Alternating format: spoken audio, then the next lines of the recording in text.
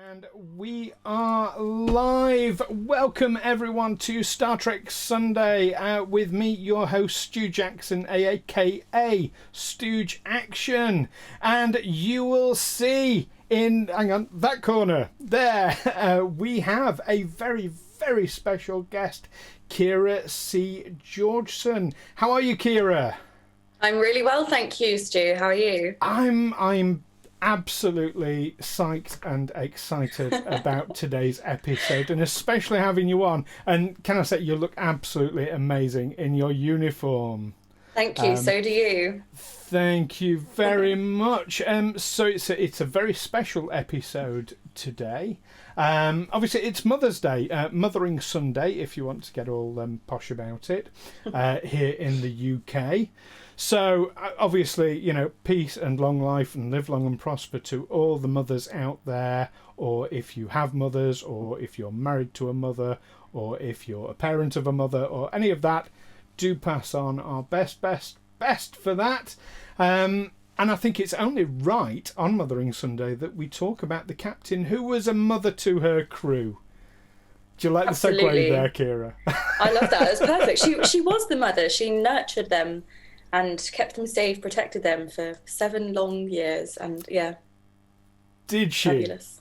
We'll get into that, because this is really why you're here, isn't it? Is you're Yes. well, I would, from my perspective, a Janeway apologist. But but no, you're a big Janeway fan, aren't you? I am, yeah. And our regular viewers will know I'm not the biggest fan. We've already had a comment from Matt calling her a murderous mother. So yeah, that's straight in there with that. Thanks, Matt. Yeah, so we're going to have a bit of a debate, and you're going to explain to me exactly why Janeway is a good captain, and I'm going to try and explain to you why I think she isn't. So we're going to have fun with that.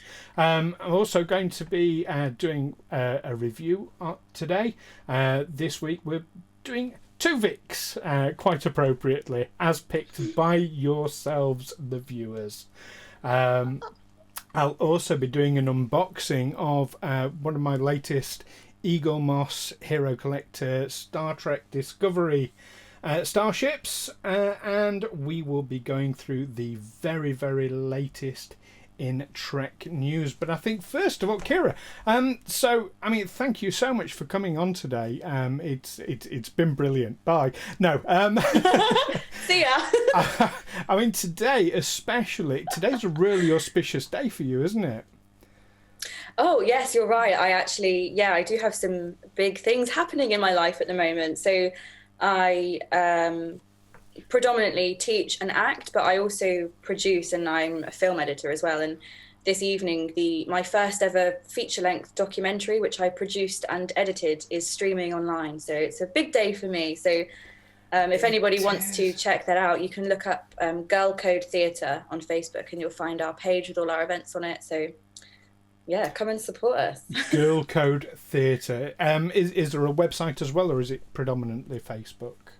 Mostly on Facebook. We do have Instagram as well and Twitter, but I think Facebook is where the majority of the information is on there. Fantastic. So can you tell us a little bit about what the documentary is about? Yeah, so it's so one of my best friends who I went to university with and did production with at university. She lives in Brighton, and she noticed during the first lockdown last year that there was an unusual number of sexual harassment cases in public places in Brighton. And she sort of started to see all of these cases coming up, and people weren't sure how to deal with it, weren't sure, you know, how to report it to the police and things like that, and whether the police could even do anything about it. So she interviewed a lot of the survivors, and there's a range of experiences, some of them really minimal, some of them quite personally invasive. She's also interviewed psychologists and Sussex police, and she's interviewed some women's charities. So someone from Survivors Network, who are we supporting actually. So £1 from every ticket sale gets donated to Survivors Network, and they support people who have been through that sort of thing. and some other more Brighton-based charities as well, like Home Safe and Anti-Harassment Club, who their aim is to protect people sort of on a night out, or even just, you know, walking home on their own. Like there'll be somebody there to help make sure that they're safe or feel safer. So yeah, it's a big deal for me, and it's a really important subject, especially considering everything in the news at the moment. So although what happened to Sarah Everard is absolutely horrendous, I feel like more than ever this documentary is really poignant and definitely an important watch if anyone's interested. Absolutely. So Girl Code Theatre. Is there a particular time for the launch of the documentary? Yes, it's on at 7:00 tonight, UK time. 7 p.m. this evening. Fantastic. Well, all the very, very best with that. Actually, I had a little bit of a write-up about you that I've got, because, I mean, I've had the privilege of working with you quite recently. I've noted that you are an actor, writer, producer, director, documentarian, voiceover artist, and all-round bloody nice person. Oh, thank you. That's lovely. I'll put that on my CV. Absolutely. Tell them I said so. It'll be perfect. So I missed out editor from that list, obviously. Yeah. Bad me. Because we did have chance to. But we have quite a few horror fans who watch this stream. Oh, lovely. So do you want to give a quick mention about the projects that you and I had that I had the privilege of working on with you recently?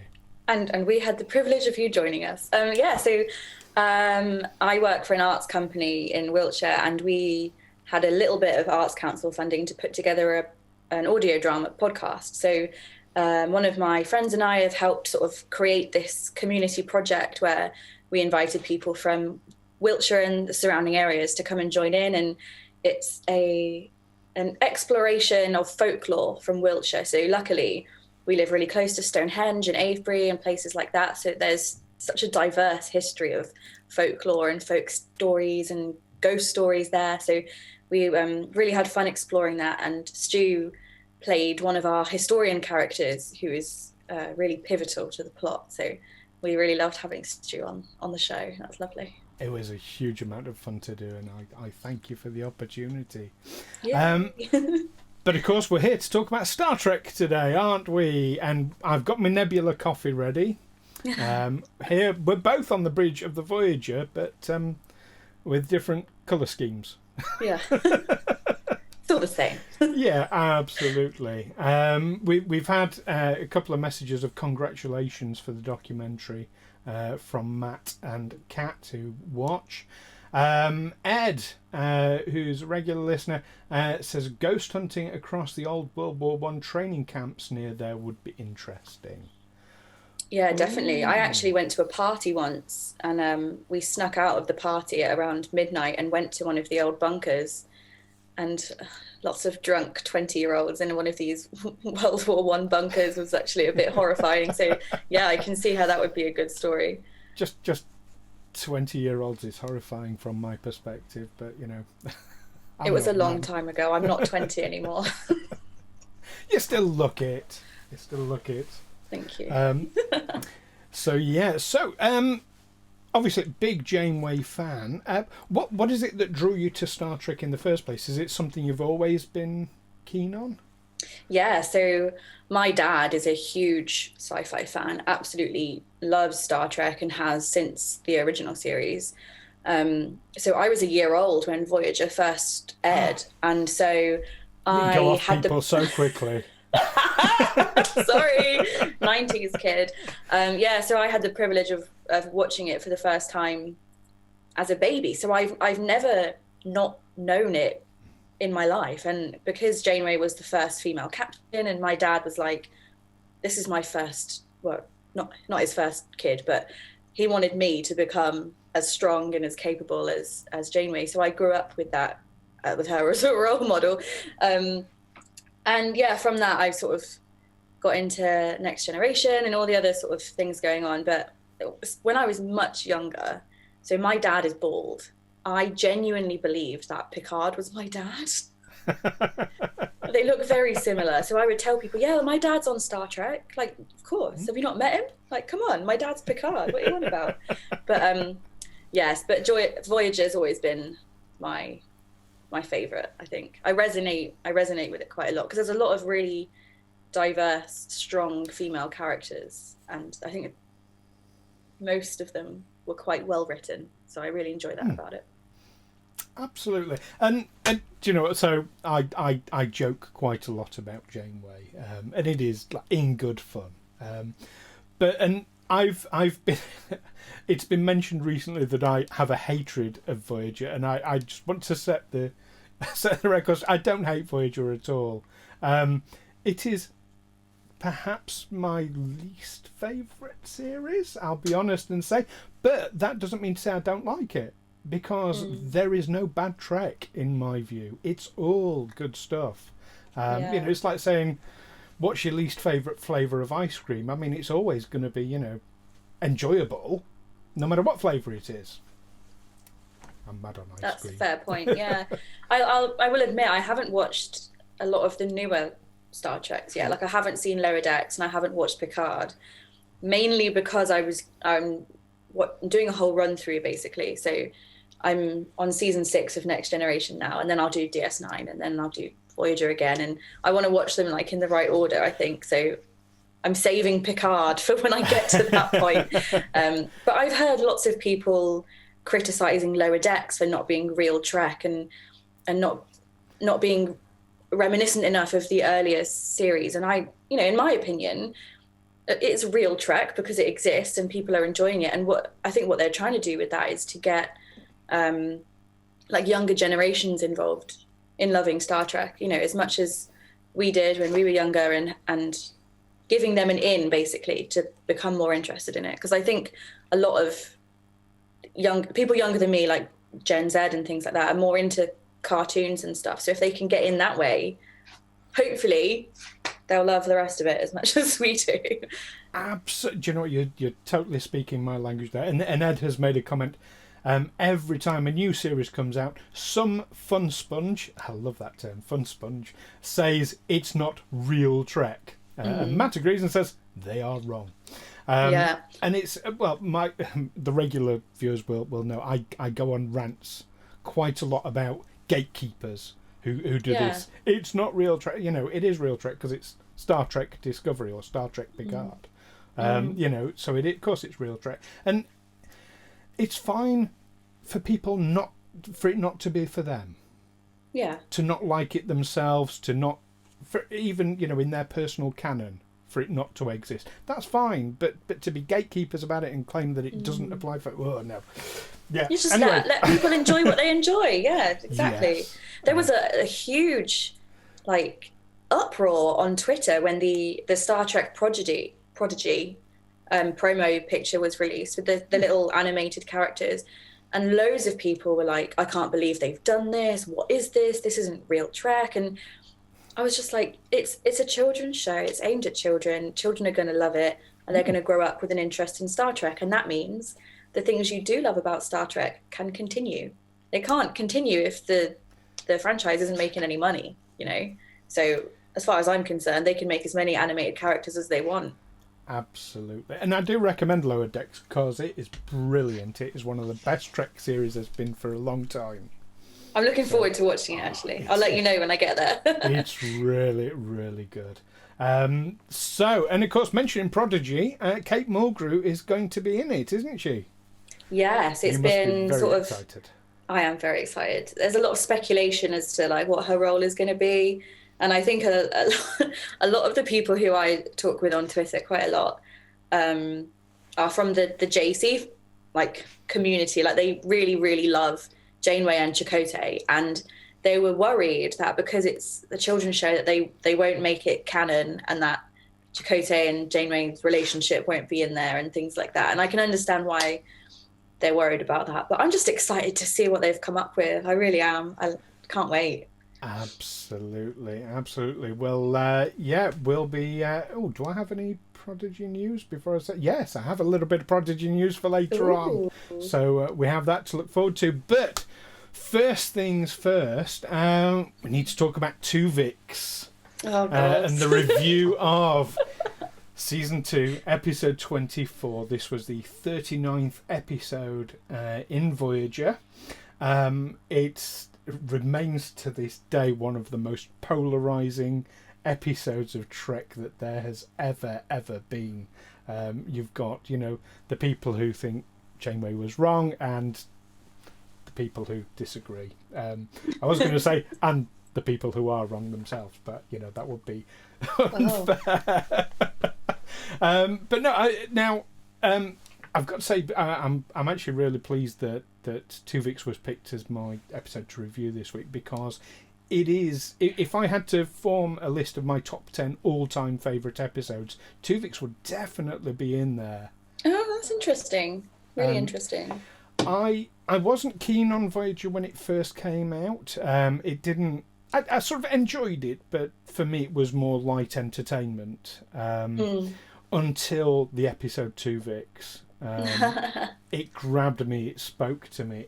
Now, I love darker episodes. I love moral dilemmas. So, of course, Tuvix is replete with those. So to give a very quick rundown of the plot, Tuvix and Neelix are Tuvok and Neelix are on a planet collecting some orchids, and Neelix has ramped up his irritatingness to 11, as he always does around Tuvok. And the two of them are beamed back and beamed into a single entity, a person who becomes known as Tuvix. They struggle to find a way to separate them, but determine that it is, in fact, the orchids that they were collecting that has caused this issue. And when, after several weeks, they find a way to finally separate them, Tuvix doesn't wish to, as he puts it, he doesn't want to die, and he wishes to remain on board. Captain Janeway is faced with an incredibly difficult moral decision, but ultimately, even against... well, not against the Doctor. The Doctor just says he can't perform the operation, but she ends up doing the procedure herself and separating the two.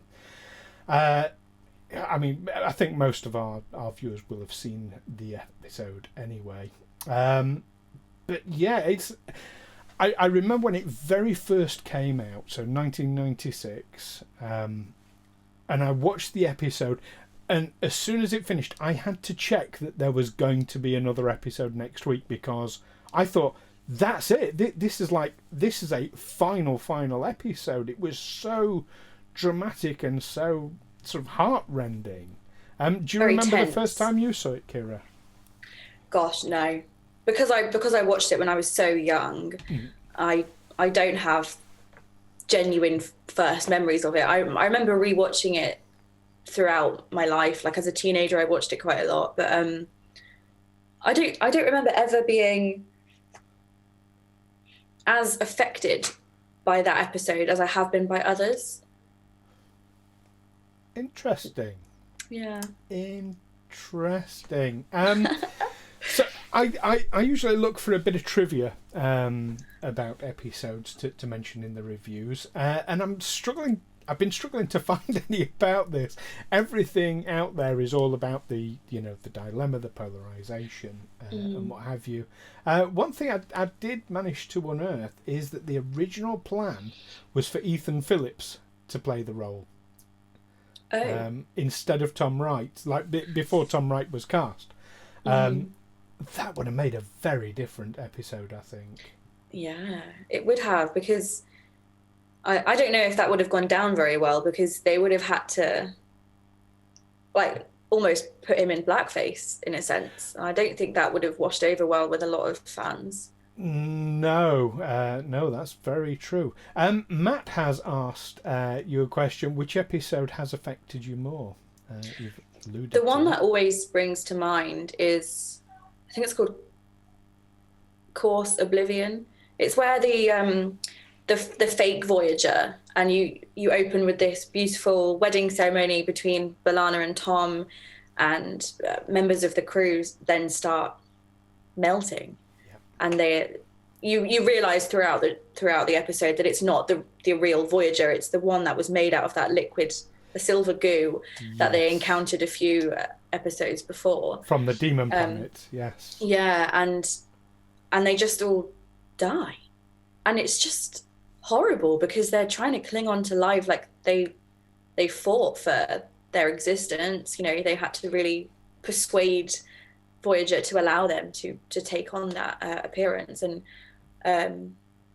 they're trying to get home, and they can't remember where their home is, and that is the reason that they just perish. And then when the real Voyager shows up, where they're responding to the distress call, and they just find these blobs of silver goo floating in space, and it, like, that one really gets to me because there's no bad guy. There's no like they're not fighting against anyone. It's just really bad luck. Really bad. It's quite a hopeless episode, isn't it? Yeah. Yeah. I think it's really mean. They started it off with this really lovely wedding between Tom and B'Elanna, and then kill them straight away. It's heartbreaking. Yeah. Wow. That's definitely a good choice for the emotional heartstrings, I've got to say. Definitely. Okay. So I would like to hear from everyone in the chat what you think of Tuvix. Was Janeway right? Was she wrong? As we're now going to get into our debate, Keira. Are you ready for this? Sort of. I don't like conflict. No. So I'm going to say, like, for the benefit of all our viewers, this is all in absolute good fun. And do you know what? We're going to agree completely that Voyager's great. Voyager is great fun, but nevertheless, Janeway's just a bad one. Hey. You do have someone on your side. Kat has said she was right. Oh, thank you, Kat. So there you go. You do have you've got one supporter. There we go. Oh dear. Right, do you want to start? Well, I was going to say, please fire away. Give me your first reason why I should be worshipping Janeway. Not worshipping, that's the wrong word. Or why I should think that she's a good captain. Well, I put the question to my followers on Twitter, and some of my friends. A lot of people replied, actually. So I'm going to read out a couple of their tweets because I feel like they actually put it really well. So the first one I'm reading out is by Eden, whose Twitter handle is @Captain CK Coffee. And she put, "She wasn't perfect. She was human. People have said that she was inconsistent, but I say she was relatable. She was authoritative, kind, stern, and compassionate in turn, each when she needed to be. She made some of the toughest decisions of any Starfleet captain and handled them with wisdom, diplomacy, and thought of the greater good. She dealt with feelings of guilt and depression, but never let those keep her down. She was self-sacrificing, but knew when to take time for herself as well. She never gave up on people, even when others did, and she always looked for the best in everyone. And she never, ever gave up on her ultimate goal, no matter what hardships came her way." Okay, that's a fantastic point and very well made. And I think the vast majority of that I absolutely agree with. Yes, she's a lovely person. Yes, she's a strong person. But does that automatically make her a good captain? I think that's a different question. That's how I'm seeing that. Okay, fair enough. I think it makes her a good captain because she has those leadership qualities, and because she's committed to her goal and protecting her crew. I think it definitely does make her a good captain. I mean, she would have worked just as hard as any of the other captains to earn that title. Okay. That's excellent point. So my first point is about beginnings. Going right back to when Voyager is first flung into the Delta Quadrant. The first thing Janeway does, and she is consistent throughout, is she violates the Prime Directive. over and over and over again. First of all, by destroying the array, the caretaker's array, which dooms the Ocampa, because they're going to run out of resources ultimately. It also affects the power base in that region as well, which is a Prime Directive violation. Other Prime Directive violations are when she interfered with the Ferengi, of course, near the Barzan wormhole, because they're not members of the Federation, so weren't under her jurisdiction, as it were. There's giving the holotechnology to the Herodians. There's disrupting the operations of the Malons, and so on and so forth. So the Prime Directive is not really something she adheres to that much. Any thoughts on that? Yeah, I mean, I think the Prime Directive is all well and good, but I don't think there's been any captain who has completely adhered to it 100%, because there's some situations where, you know, they're at risk or their crew is at risk and they have to make a decision, and sometimes what's best for the greater good isn't exactly in line with the Prime Directive. And I think in Janeway's position, you know, she was so far away from home. She didn't have someone to call. Like, she couldn't just ring up Starfleet and be like, yo, is it all right if I do this? Like, she was in a horrific situation, and I don't feel like the Prime Directive was always the first priority in the Delta Quadrant, because they're just trying to survive at the end of the day. They're trying to get home, and there's quite a lot of situations that as a member of Starfleet, if they weren't in the Delta Quadrant, they would have had support from other people, and she didn't have that. So I'm going to cut her some slack on that one. Well, you're certainly getting a lot of support in the chat from that. Ed certainly agrees with you.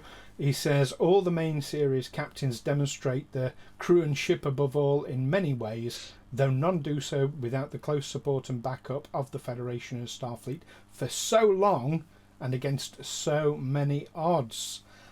Which is very, very much what you were saying there.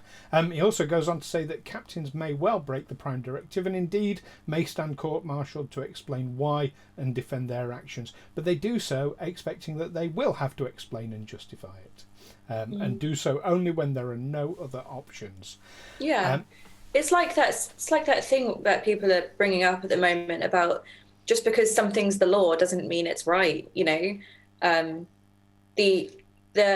when people were smuggling Jewish people and to safety, that was illegal at the time, but it was still the right thing to do.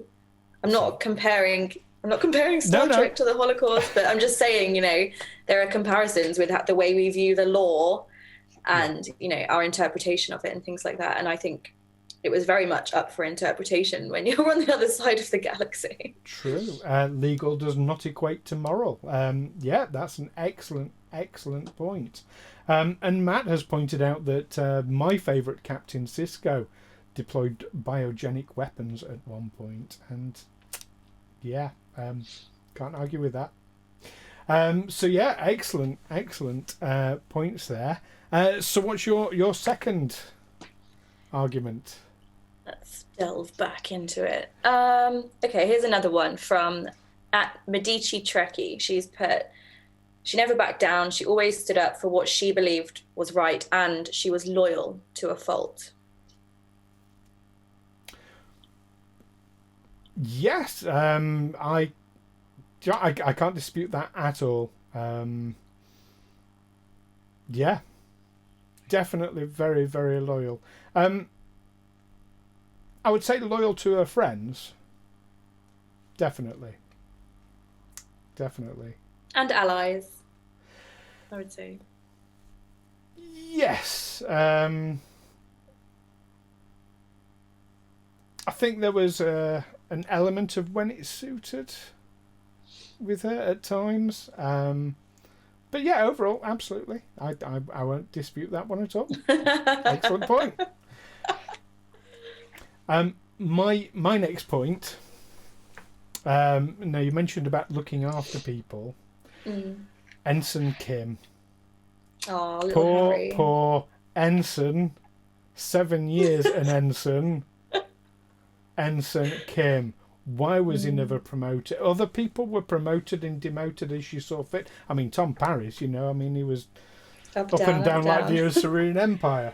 Yeah. Kim, he proved his worth so many times. And I have a theory that she just couldn't get past seeing him almost as a child, in a way. Yeah, and I think a lot of that relates to, in one of the early episodes, doesn't she get a phone call from his mum or something about his clarinet? And obviously at that time he was really young. I think he was supposed to have just qualified or something. Yeah. So, when you're he was a baby, straight out of Starfleet. I think part of that is that she couldn't see past him being one of the youngest members of the crew and things like that. But I think also, I don't think you can just fully blame the character for that. I think the writers towards the end were a bit forgetful about certain things. And they probably just overlooked it because they were busy writing other things. But I agree. I think he should have been promoted. Poor I would have promoted him. I remember reading one thing that kind of hit it home to me, that the son of the bartender who tried to rip him off, he would have had to have called Sir when he got back. Who's that? Nog. Oh, if you you watch Deep Space Nine? I haven't watched Deep Space Nine for a long time. I have seen it, right, but I haven't watched it for a while. Yeah. Nog would have way surpassed him in rank by the time he got back. Outrageous. And yeah, there's more. I mean, Ed is on fire in the chat. So he says career progression usually relies on being able to move on in Starfleet as people retire or are lost. Otherwise, you'd have a ship full of commanders based on length of service by the time they got home. And yes, I get that, but also it is possible to promote and keep them in the same position, as it were. Yes, on Firelock, because Firelock is Ed's handle. But there were people lost along the way. I mean, she started off with half a crew. So there must have been opportunities there. So, okay, we can agree on Ensign Kim then. Fantastic. Poor Harry. So, what's your next point? Let's see. I'm loving reading all of these tweets, by the way, because they're all basically the same thing. Okay, so this is from Julie. Her Twitter handle is @JULZA Russell. And she's put, they'll say she took too many risks, but what else could she do? There were no Federation starbases to get help, no commanding officers to help her make choices. She had Chakotay always, and then her bridge crew and senior staff to talk things through with, but hers was the final say. She wasn't up her own butt. She took a chance on her newly joined crew, and okay, it was a bit rocky to begin with, but before the end of season 2, most would have died for her. She gave peace to a man tortured by his family's past and gave all of her trust to all of the crew, Starfleet or Maquis, which is a good point, actually. She welcomed the Maquis on board at a time when they would have been up in arms and managed to integrate the teams really well. And I think that's a hard thing to do when they're in a war and they didn't even want to look at each other, let alone be trapped on a starship for, well, at that point, they thought up to 80 years. So I think that was a massive, massive task, massive thing to overcome. And she handled it really well. That's an excellent point, yes. No, I couldn't agree more on that. The way she dealt with the crew, except for Tuvix, was absolutely exemplary. And yeah, I mean, we mentioned at the beginning that she was like a mother to the, and she was very much. You got that strong sort of protection vibe from her. Absolutely, I think that's an excellent point. So I'm going to make one though, because looking outside of her crew and the effects of her, or the larger effects of her actions, I've got to mention the Borg. You see, resistance is never futile. But she formed an alliance with the Borg just for a shortcut across space, which doomed other cultures. Are we talking Endgame here? I'm talking... Scorpion. Oh. When she gave the nanotechnology so that they could assimilate species 8472. There are other civilizations that suffered as a result of that. We got to see that with Arcturus people. Species 119 is the only designation we were given. Who, after centuries and centuries of resistance against the Borg, were finally wiped out till he was the last person standing. All as a result of Janeway making this, in my view, bit of a bad choice there. To form an alliance with the evil Borg? Yeah, that is a tough one, isn't it? Because sometimes you're faced with choices where both options are just horrendous, and I don't think she wanted to sacrifice her crew any more than she wanted to sacrifice any other living being. But at the end of the day, it came down to making that decision. Sorry. Sorry about it. Okay, fair enough. Yeah. It had massive ramifications. I get that she did it for, if you like, the right reasons. Yeah. But to me, it felt quite as short-sighted. What would you have done in her situation? Well, me personally, I'd be a rubbish captain. I know I wear the pips and everything, but I'd be terrible. I think... See, the difficulty is it wouldn't make for a very interesting show. But I do think that the Starfleet way would have been to have sacrificed themselves rather than allow the interference on the other cultures. Would have made for a much shorter show. Do you think Picard would have done that? Sacrificed his entire ship? I believe so. I do believe so. There are examples throughout the Next Generation where, he was willing to sacrifice himself and the ship to protect others. Mm. There were moments where Janeway did as well. You know, there were quite a few self-destruct moments on Voyager. That's true. You know, where she would say, right, well, we're going down with the ship then. And that's the end of it. And they were all more than happy to do that. But I think in that situation, they found a way out. And I think they thought that by not necessarily forming an alliance with the Borg, but by trying to be amicable in some way, that they would show them how you can coexist without having to destroy everyone that you contact or assimilate everyone that you come into contact with. And what was the name of the species? what is it? 8472. 8472, yeah. So they were a massive danger, not just to Voyager, but to anybody. And I think, you know, it's like the trolley question, yes. isn't it? It's yes. like that. Like, would you sacrifice 5 people or 1 person? And it's like, I actually saw a meme about that earlier today on Facebook, and it was like, well, they were like, what if we asked Picard this question? And he would say, well, the Prime Directive would tell me not to get involved. So I'm sorry, but all of those 5 people are going to die. Certainly the chat is blowing up with this. So Ed has said that all the major races in the galaxy would happily let another die to preserve themselves. I would question about humanity. Paul, hello Paul, thanks for joining. Has said, wasn't Janeway's motive to save her crew regardless? Matt's he said, you know, he's chastised me for saying that genocide is fine for the right reasons. That's not quite what I was saying at all. I was saying understandable, and that's different to validating. Kat is reminding me the needs of the many outweigh the needs of the few. Or the This is one. true. This is very true. And Ed has put forward an interesting thought that he feels that Picard would have sided with species 8472 to eradicate the Borg.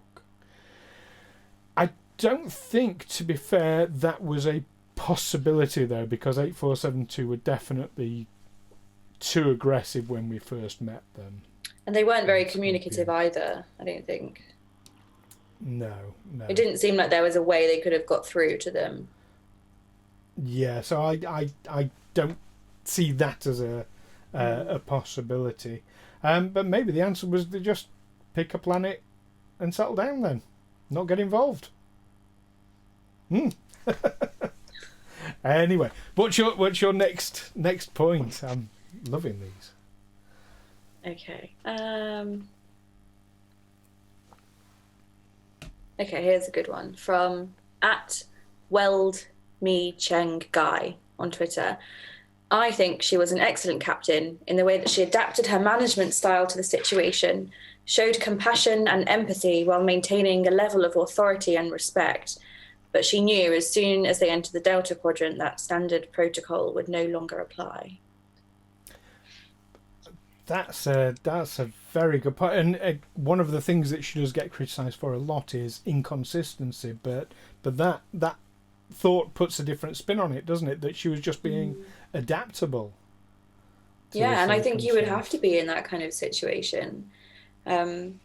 Like, I know this is nowhere near the same thing, but I went and lived in China for a while, which you know, Stu, and it was a completely different way of life. And I was there on my own, by myself, and I had to completely change my behavior, the way I speak to people, my expectations, how to deal with conflict. You know, I was teaching out there, so how to speak to the children, how to teach those children. They have such a different way of learning.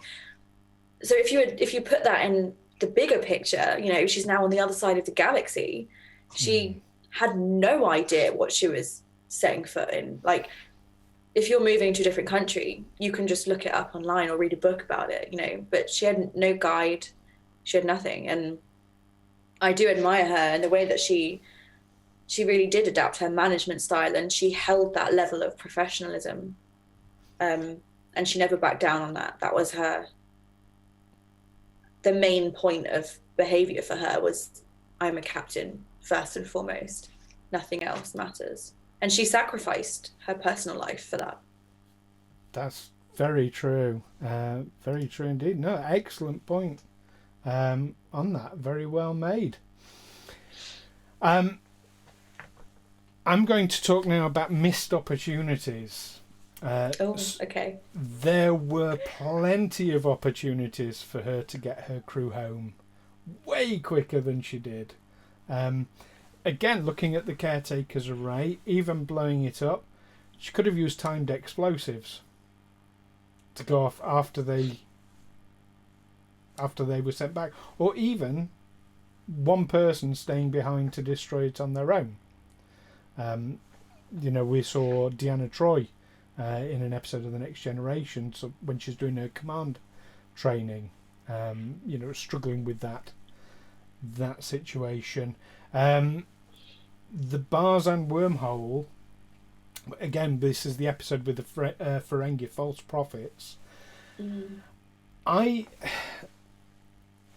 got the feeling that she was more interested in sort of bringing the Ferengi to justice, kind of got in the way of bringing her crew home. Now, if the Ferengi were Federation members, I could understand that. But they're not. They're not subject to Federation law. So, yeah, that was a bit of a struggle for me. And, of course, the episode Threshold, which we've discussed many times. I hate this episode. Many times. I know, most people do. But in that episode, you know, they figure out transwarp, they can get people home. She could have just left an encoded message in Voyager's computer of how to unlizard everyone. Could have used it to get home still. To unlizard everyone. Unlizard everyone, whatever the technical. I mean, it was quite dangerous though, and it was quite like what would have happened if they got to the lizard stage and then there was nobody to pilot the ship? Like, what would they have done? Well, that's where auto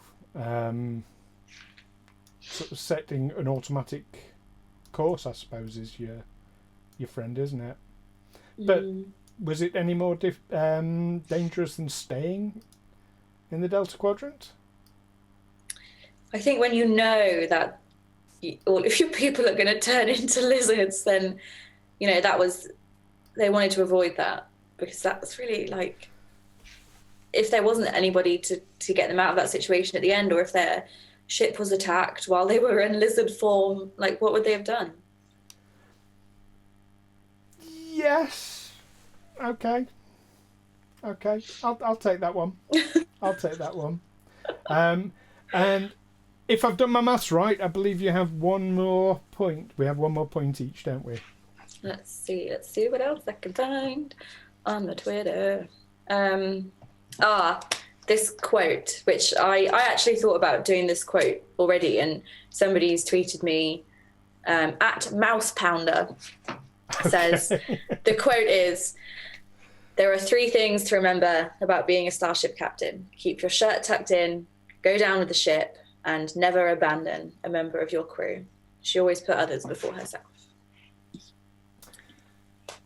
I love that quote, and it really resonates with me, because she really doesn't abandon anyone. Like, she would fight for everybody, and even people who weren't originally a member of her crew, she was there for and helped them grow, helped them develop, and didn't want to give up on anyone. So she's the best. I'm going to respond with my final point. Okay. Because I see it slightly different. I think she is fiercely loyal to her friends. And indeed, my final point is about the very ending of Voyager, when she goes back in time to save her friends, because, you know, Seven and Chakotay, she can't live without them. I mean, being willing to change the timeline is a bit of a dodgy thing for a captain to do in the first place. But she went back in time to save Seven and Chakotay. And Tuvok. Absolutely. But not others who had died. There's Hurst, like Bandera, Bennett, Suda, Hogan, Darwin, Durst, and a whole host of other people who weren't given names in the show. Yeah. I mean, that's just down to the writing, really, isn't it? Because there was... This is one thing that's really bugged me, is that Naomi Wildman's mother just disappears at some point. And the actual reason for that is that the writers forgot that they hadn't killed her off.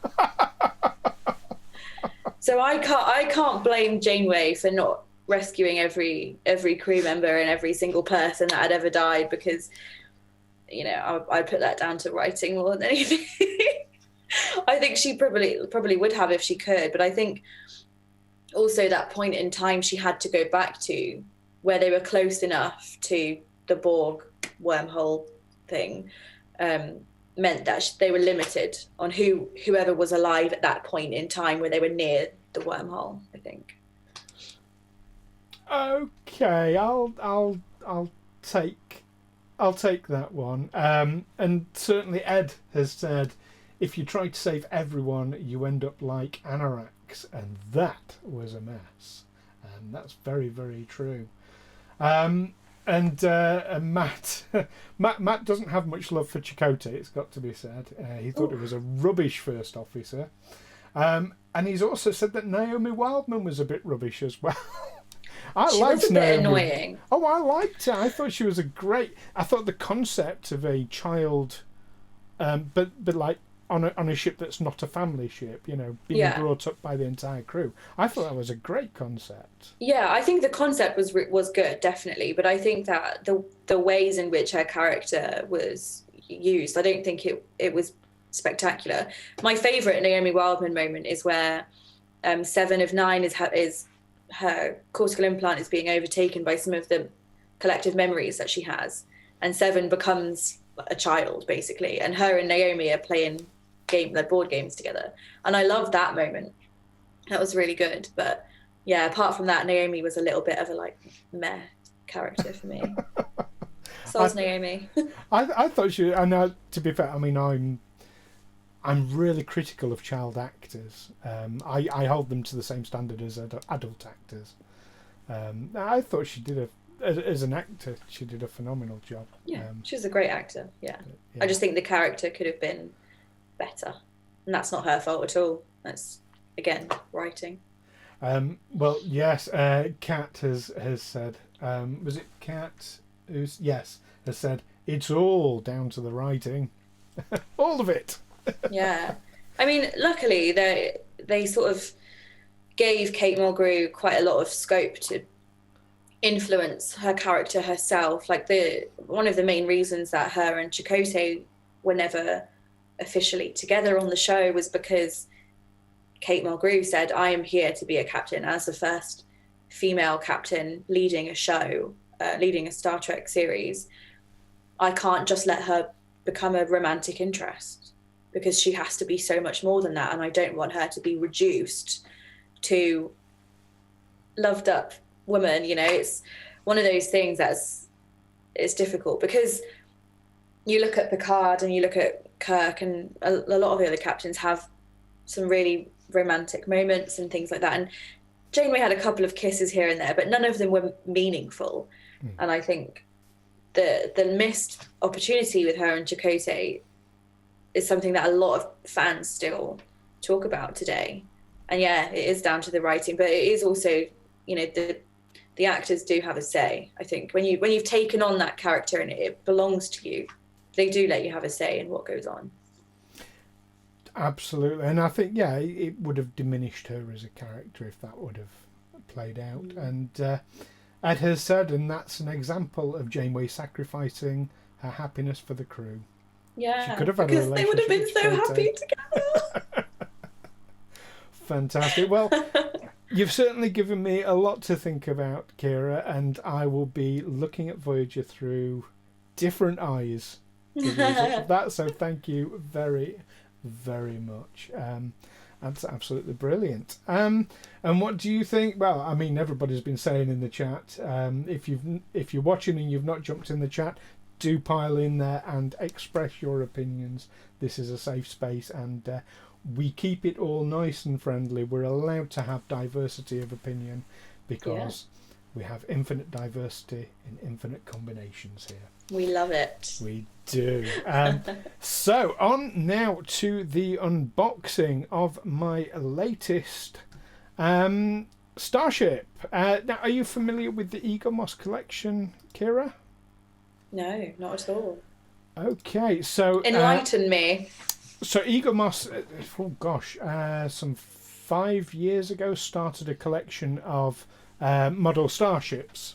The idea was originally they were going to run to about 60 different starships, mainly sort of hero ships going through. Here we are several years later, several new series have developed and what have you. I personally have a collection of over 300 now. Wow. It literally takes up one wall of my living room. I've got those IKEA Detolf glass cabinets with extra shelves. I have 8 of them, full to the brim. I'm running out of space. Good for you. So I will. In fact, I'll post some pictures in the Discord at some point of those, so everyone can see. But here we have one of the latest ones to have come out from the Discovery series, the Klingon Batlh class. Now, Batlh, for those who speak Klingon, do you speak a bit, Keira? I did when I was younger. My dad definitely taught me some Klingon when I was a kid, but I can't remember it now. Sorry. Well, apart from Kapla. Kapla. Indeed. Well, Batlh means honour. It's where we get the word Bat'leth from, which means Sword of Honour.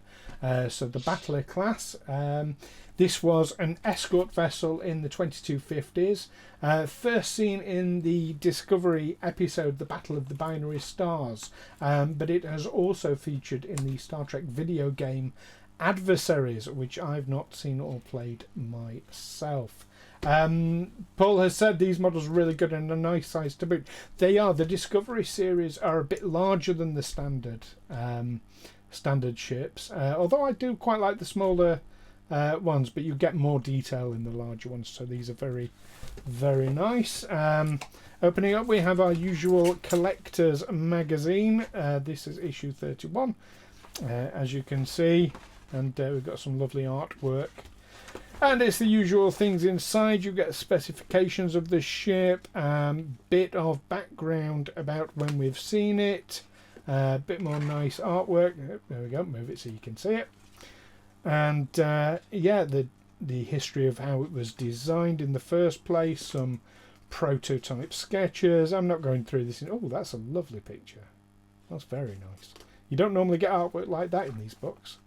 But there we go, and issue 32, section 31, the Hu Yi class, which I already have, so that'll be a future unboxing. Then on to the model itself. It's a weird looking ship in that you don't have the nacelles on the outside as you normally do. Obviously these are the nacelles, but it's quite a chunky ship. It's much lighter than you would expect for these things. There is a bit of die cast feeling. I think this top section is die cast. The rest is plastic, disappointingly. But it is shaded nice. Very nice detail. I'll hold that a bit closer to the... My camera's not very good, unfortunately. But with the pipe work, some beautiful detailing. And overall a lovely, lovely paint job. Would have been nicer if there was more die cast in it, especially for the size and the money. But overall, a nice ship, and it will go nicely in the collection. There we go. So another one of those next week. Now, last thing we need to talk about then is the latest Star Trek news. And I know it's exciting. Well, the biggest bit of movie news, remember last week we talked about a new person being commissioned. One of the Discovery writers has been commissioned to write a script for Bad Robot. Well, Nicholas Meyer, who, of course, Wrath of Khan famously directed, has put a pitch into Paramount for a new movie. Now, Nicholas Meyer has also been trying to pitch SETI Alpha 5, a TV series based on Khan Noonien Singh, for some time now. He has assured us that this is not a variation. This is a completely separate pitch. He's not been very forthcoming about the details, except he has said that it won't feature any of the existing crews. He hasn't said when it'll be set. It'll be all new crew, but it would sit in the existing chronology quite nicely. So I think we're talking probably original series era from the way he's talking. Wow. I'm going to be honest. I don't think it'll go anywhere, which is a bit naysayery, I know. But the thing is, Nicholas Meyer, he's kind of had his day a little bit with Trek. And he's been trying with SETI Alpha 5, this TV series, for quite some time now. Nobody's biting anything, and the fact he's put a pitch in to Paramount, great, but it's not. That doesn't mean to say they're going to show any interest. They'll be respectful to him, but that's my prediction. Is I think this will probably be the last we hear on that.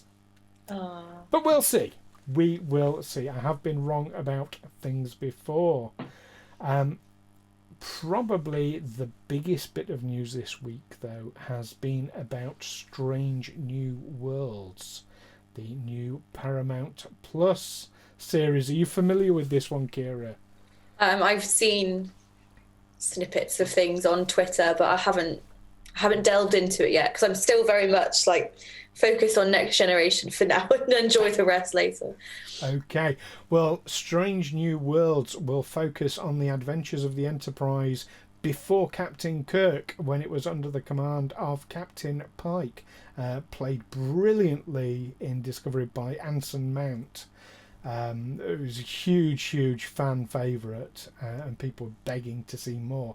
And it's currently in production in Toronto as we speak. So it's really, I say as we speak, they might have the day off, being as though it's Sunday. Maybe not. We've all been on sets that don't. But on Friday, Paramount Plus announced 5 new cast members. They are Melissa Navia, Jess Bush, Celia Rose Gooding, Christina Chong, and Babs Olesen-Moken. Now, some of these people are reasonably well-known names in TV already. Some are less known.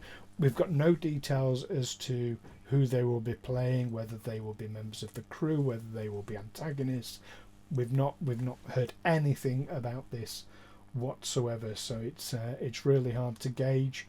The Trekverse, some of it, the bigoted parts have been up in arms already. Oh, too much diversity, for people who don't get Trek at all, and just piss me off.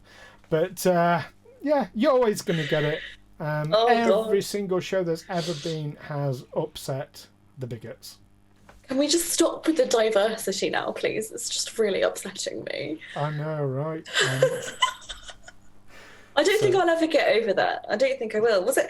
I'm sure I've heard this somewhere. Like, correct me if I'm wrong, but that one of the moments on TOS with Uhura, and it was the first interracial kiss that was shown on TV. On network TV, absolutely. Right, and how are people complaining about diversity when that is the history this show has?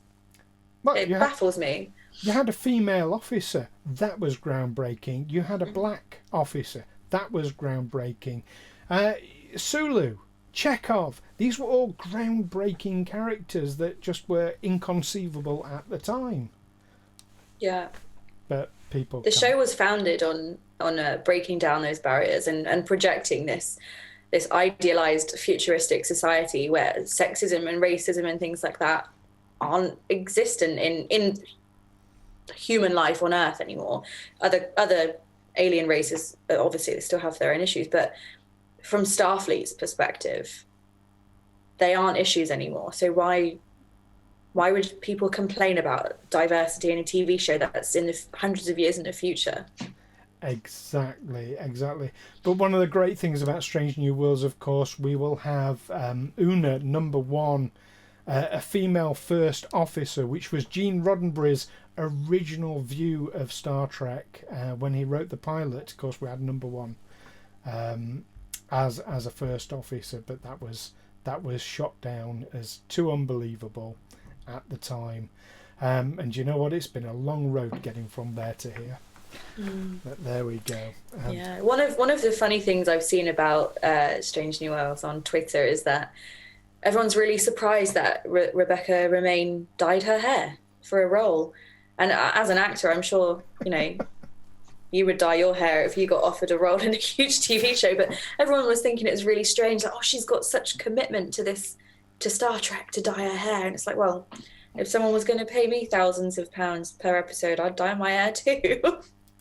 Yeah. And Matt and Ed have pointed out that Matt points out there was an episode with literally half black, half white aliens in the original series, which there was. Ed, I think you're right. I think it was Let That Be Your Last Battlefield. And yes, it was the guy who played the Riddler. I remember that very, very well. Saying, look at them, they're all wrong because they're black on the wrong side. I mean, it was heavy-handed by today's standards, but yeah, absolutely groundbreaking at the time. We have a bit more news about Strange New Worlds, though. We now know that the series premiere is being written by the showrunner Akiva Goldsman.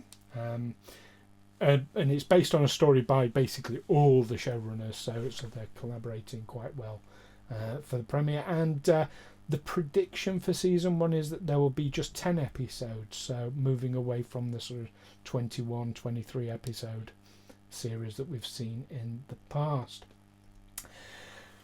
Prodigy news. Here we are now. There's only one bit of Prodigy news this week, but they have now struck a multi-year deal. Originally it was commissioned for 2 seasons, so now it's looking like it's going to be more than 2 seasons, which shows a lot of faith at this stage. At the pre-production stage, it's showing that they're really behind this and expect it to take off. So that's very exciting. I can't wait to watch it. I know. I'm really looking forward to it. The Voyager documentary. Now you know about this, don't you, Keira? I do. You're going to be in the credits, aren't you, Keira? I am. When I first saw the page, I was like, oh, I'm not going to donate to that. Like, loads of people donate to it. I'm really skint right now. I can't afford to donate. But the day it came up, I was like, I have to have my name in the credits of a Star Trek related film. It just has to happen. And if this is the only chance I get in my whole life, I will kick myself if I don't do it. So, yes, I got the bragging rights package, which you get the DVD and the Blu-ray and things like that. You get your name in the credits, you get a bunch of postcards. But I also donated again a few days ago so I could get the replica of Janeway's coffee cup. Oh, fantastic. Oh, brilliant. Yeah. Oh, well, will you come on again and show us it when it arrives? Absolutely, yeah, 100%. I'll do an unboxing for you. There you go. Oh, that would be absolutely amazing. And Ed has said if you guest star on Star Trek Adventures, he's sure you'll be in the credits. So every second Wednesday, IGM, a few of us on the Star Trek Adventures role-playing game, which you can see here on this very Twitch channel. And Matt has seconded it. So there you go. You're being invited already. I'd love to, yeah. Fantastic. Let's get involved. So back onto the documentary then. So thanks to people like yourself and many, many others, the first week alone, the documentary raised over $625,000. They absolutely smashed their targets. They've hit so many. There's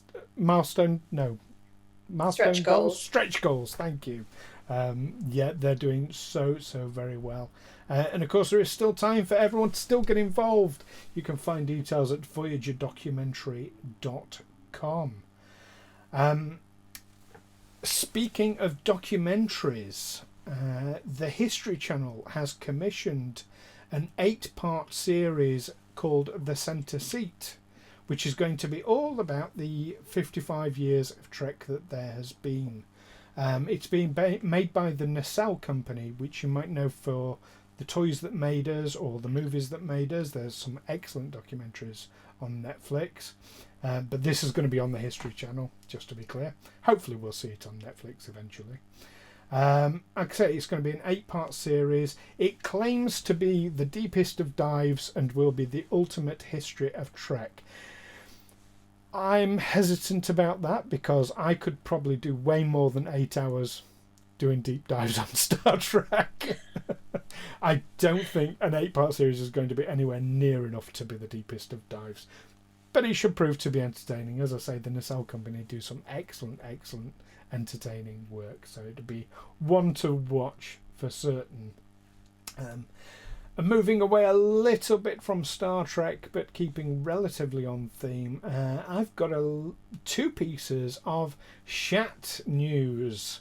So the trailer for the film, I mean, it was made back in 2017, so they're taking the sweet time over it. But the movie Senior Moment, starring William Shatner and, of course, Captain Kirk, Christopher Lloyd, has finally dropped. So if you go onto YouTube and search Senior Moment trailer, you can see that. It looks quite entertaining. Not a massive fan of William Shatner as a person, but he's entertaining to watch at the very least. And of course, it is his 90th birthday coming up just over a week away, 8 days away, on the 22nd of March. And he said for his 90th birthday, he's going to be visiting the original series set tour. So there we go. Nice. That will be a lot of fun. That's it for the news. So, Keira, please tell everyone again about the documentary and where they can find more about your excellent, excellent work. About my documentary? Yes. Yes. It's called Still Not Getting It. And you can type into Facebook, Twitter, or Instagram, Girl Code Theatre. You will find, it's probably easier to go through Facebook because then you'll be able to find our event and you can buy a ticket online. Tickets are £8 and £1 from every ticket sale gets donated to Survivors Network to support survivors of sexual harassment and domestic violence and things like that. So the screening is at 7 o'clock tonight. So there's still 2 hours to buy your tickets and enjoy it. Yeah, and if you do watch it, we'd love to hear your feedback. So please message us on Facebook, tweet us, message us on Instagram, anything. We'd love to know what you think. It's quite an important topic and quite poignant at the moment. It might be a little bit upsetting for people who maybe have been through that sort of situation. Sexual harassment and assault and things like that aren't easy to talk about. So definitely be aware of that if you choose to watch it, and yeah, just enjoy it. We'd love to know what you think. We've worked with some really, really talented people, and it's all we did a fundraiser to pay for making this film. So I most of my work is I did voluntarily. So it's a big deal for me to have something out in the universe. So yeah, watch it, please.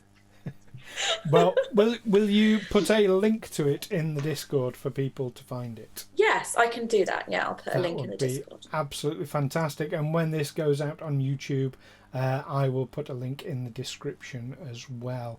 And of course, you can find the Discord just below in the Twitch. There is a link to that there.